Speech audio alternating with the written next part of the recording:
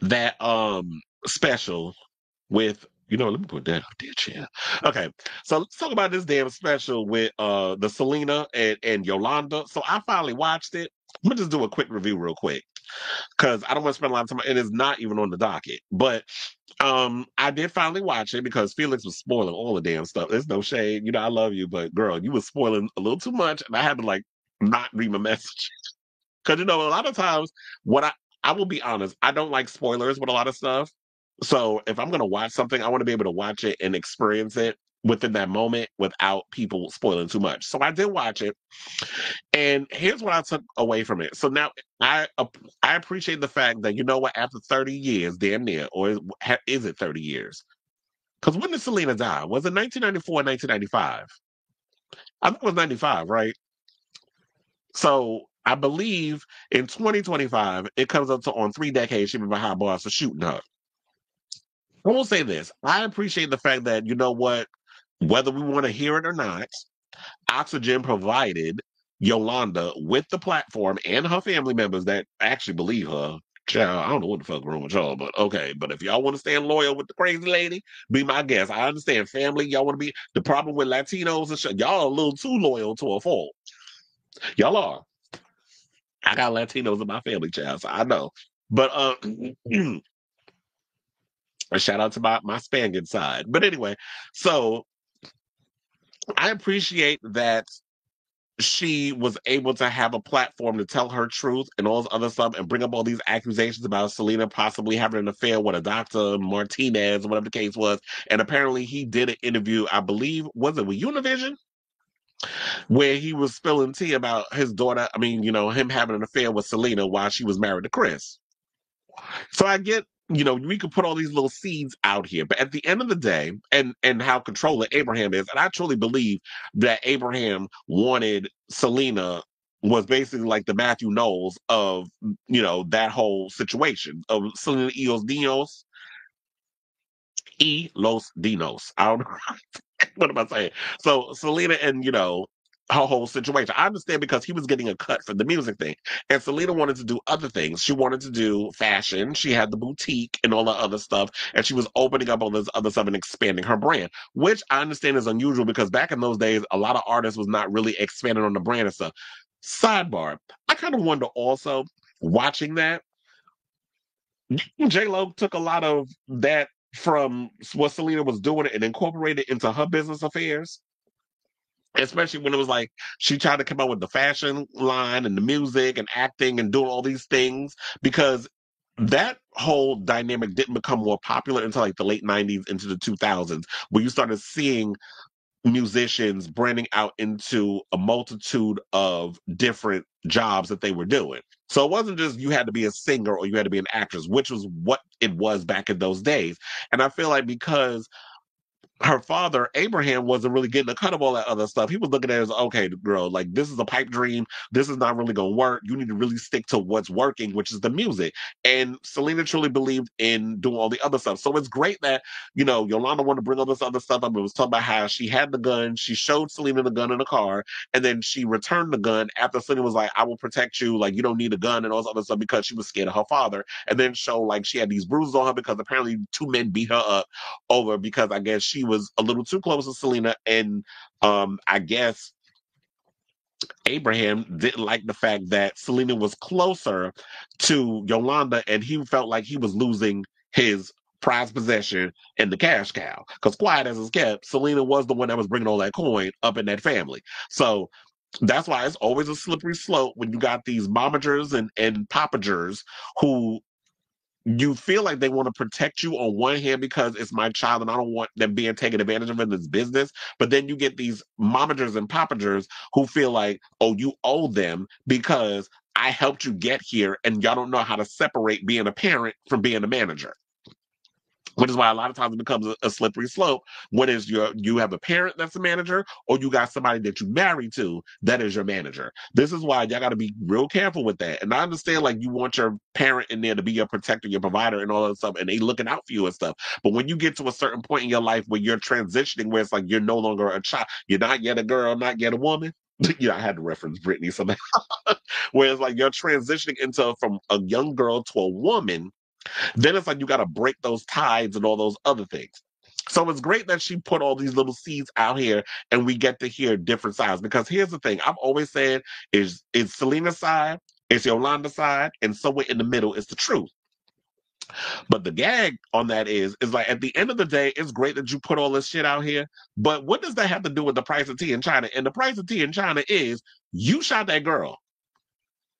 You were somebody you was gonna kill yourself, and Selena was leaving. She opens the door, and then you point the gun at her, and then she gets shot. And what was it in the neck? And the blood was all over the door, and then it was trailing outside the hotel. And then she made it into the lobby, and she told him that Yolanda shot her and what room she's in and all this stuff. And that was her last words before she left us on this earth. And so while it's great we're putting all that out there, and Yolanda may be vindicated in other ways and saying like, okay, so you basically what I got from the two-parter was Selena's no saint. Well, nobody is. Everybody's got their secrets. There's always different sides to everybody. Nobody is Mary Poppins, perfect in every way. Nobody is like that. No human being. And whether or not she was having an affair or with all this other stuff, Selena's not here to defend herself. So you saying all of this, that's great. And kudos to Oxygen and Peacock, if y'all want to watch it on the streaming service, for providing you this space and the platform. However, you killed this girl. You were caught. You threatened to kill yourself. That man talked you down from the ledge after having them out there for hours, and then you told me that you signed the paper because they was hungry and they wanted to go home, and whatever the case is. Now, if that was the case, that was the lie, then why didn't she using that as a way to like reopen her case or whatever the case is, saying that she was arrested under false pretenses? That's a conversation that should have been had as well. That you saying that you was arrested under false pretense, that what was stated in this note that you signed, this paper that was written out as to what happened the night you killed Selena, is not exactly what happened. Then you should have been found a way to get this trial retried. Or maybe she's trying to use this as a way of when 2025 comes around, that this will be her opportunity for parole. And it's great. If you get your parole and you finally get out of prison, shout out to you, sis. However, girl, you live in Texas, and you know that they got that whole situation with I guess people y'all get to openly carry, and there's all kinds of craziness going on in Texas, Florida, that whole state. Sis, I would rather just stay my ass behind bars instead of being out here in this public with these people. Because, bitch, if you get out of prison, I really feel like there's gonna be some crazy Mexican, because it's gonna be a Mexican. All these other people, like she is pretty much the Madonna of Tejana music. So you already know one of your own people gonna come out here and blow your brains out. So I would rather spend the rest of I'd rather die in prison than be out here in these streets, because it's like the times have changed in the past 30 years, and you trying to get a regular job or be amongst the people, like I guess your family gonna have to take care of you. You gonna have to be, basically, I feel like you're gonna have to be secluded in your own house. Like you're not gonna be able to walk out amongst the public and be yourself and live like a regular person, because I do feel like people do not forget you took someone so prominent away from them, and they're gonna take your life. So I would rather stay in jail than be out here and live